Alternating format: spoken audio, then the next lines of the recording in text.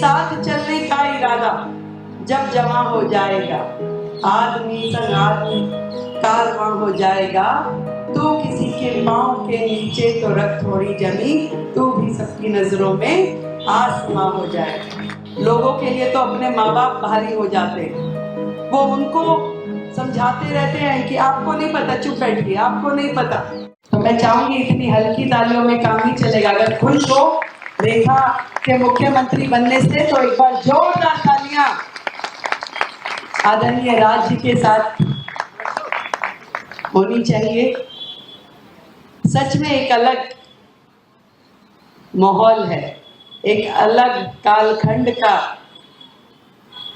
शुरुआत हुई है, जहां एक पार्टी से जुड़ा हुआ साधारण व्यक्ति भी, साधारण कार्यकर्ता को भी शीर्ष पद तक जाने का मौका मिल सकता है। वो स्वप्न नहीं, यथार्थ रूप में हम सब देख सकते हैं। उसका एक उदाहरण आप सबके बीच में रेखा गुप्ता के रूप में है।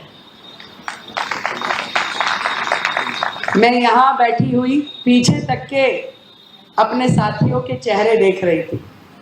हर एक के चेहरे पे एक मुस्कुराहट, एक खुशी है। आज बधाई देती हूँ अपनी भारतीय जनता पार्टी के शीर्ष नेतृत्व को कि जिनके कारण से आज दिल्ली भर में और देश भर में मेरे साथियों के, कार्यकर्ता साथियों के चेहरों पे वो मुस्कुराहट है। उन्हें लगता है कि दिल्ली के मुख्यमंत्री वो स्वयं बन गए हैं। और रवि जी, जिन्होंने हम सबको धीरे धीरे करके चौपाल के इस बड़े प्रोजेक्ट के साथ जोड़ा, मैं ध्यान करती हूँ आदरणीय मदन दास जी को, आदरणीय भोलानाथ जी को। केदारनाथ जी और मदन दास जी के साथ काम करने का मुझे मौका नहीं मिला, पर भोलानाथ जी और रवि जी लगातार, हाँ भाई रेखा अगला प्रोग्राम कब है, तो 2-3 प्रोग्राम मेरे यहाँ हुए, पर वो एक्सरे स्कैनर पे जैसे अगली बार फिर जैसे अभी तालियां बजवा दी ना सबकी कि खत्री जी ये करेंगे, प्रमोद जी ये करेंगे, भाटिया जी ये करेंगे, तो ऐसे वो खोजते रहते थे कि अगला कार्यक्रम कब और कैसे होने वाला है, तो एक कार्यक्रम के तुरंत बाद अगला हो, इसकी चिंता उन्हें रहती थी। और रवि जी की बात जहां से शुरू हुई, मैं वहां से जोड़ना चाहती हूँ कि साथ चलने का इरादा जब जमा हो जाएगा, आदमी संग आदमी कारवां हो जाएगा। तू किसी के पांव के नीचे तो रख थोड़ी जमीन, तू भी सबकी नजरों में आसमां हो जाएगा। तो ऐसे 45,000 बहनों को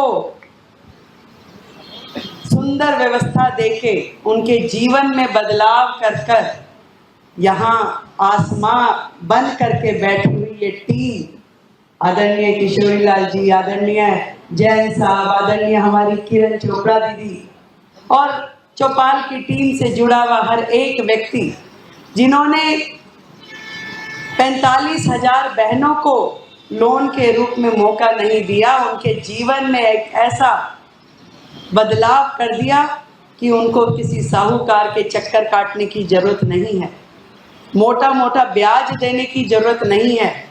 उस राशि से उसने अपने जीवन में अपने लिए वो साधन खड़े किए जिससे वो अपने बच्चों को अच्छे से भोजन दे सके। और ये मौका देने के लिए चौपाल ने जब जब जहां जहां कार्यक्रम किए, हर एक के दिल में बसते चले गए।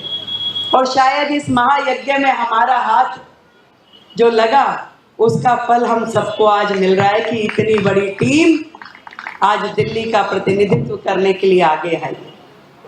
पर मैं हमेशा एक बात कहती हूँ, ये देश इतना बड़ा है,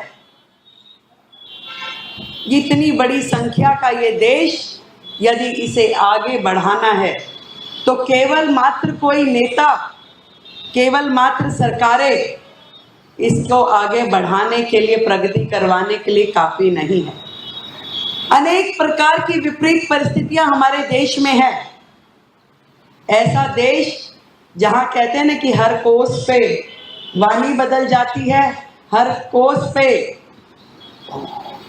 उनका समाज का परिवेश बदल जाता है।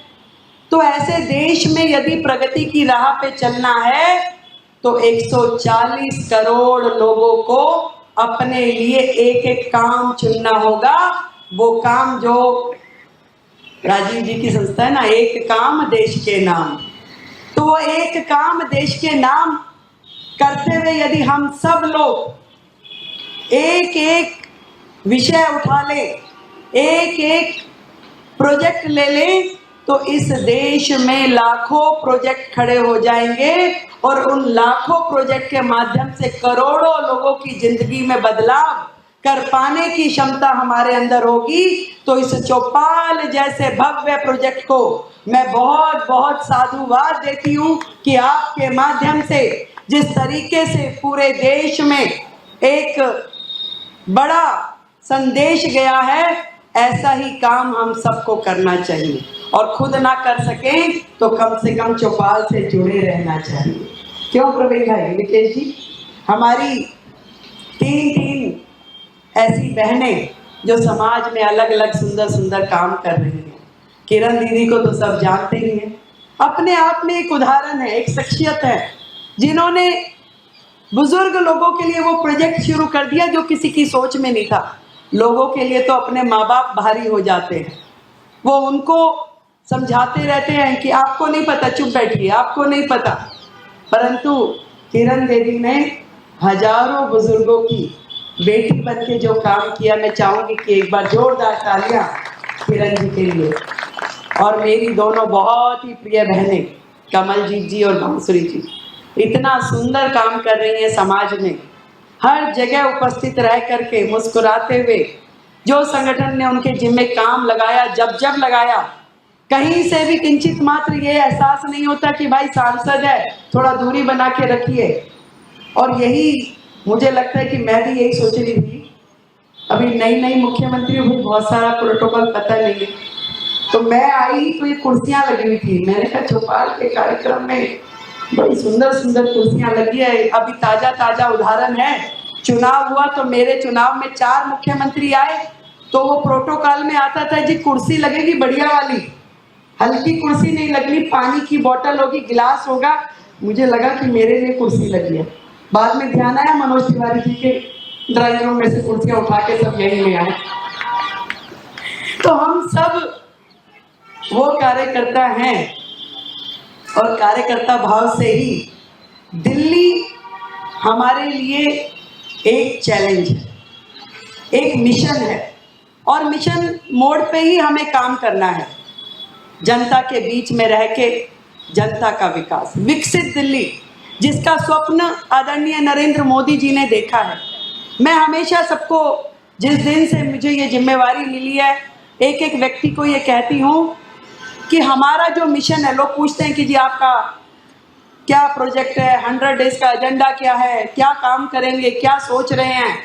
2 ही बातें मैंने कही, एक जो दिल्ली से हमारी कमिटमेंट्स है वो पूरा करना मेरा एजेंडा है, और दूसरा मोदी जी का विकसित दिल्ली का जो सपना है उसे साकार करना हमारा प्लान है। इसी के ऊपर हमें काम करना है।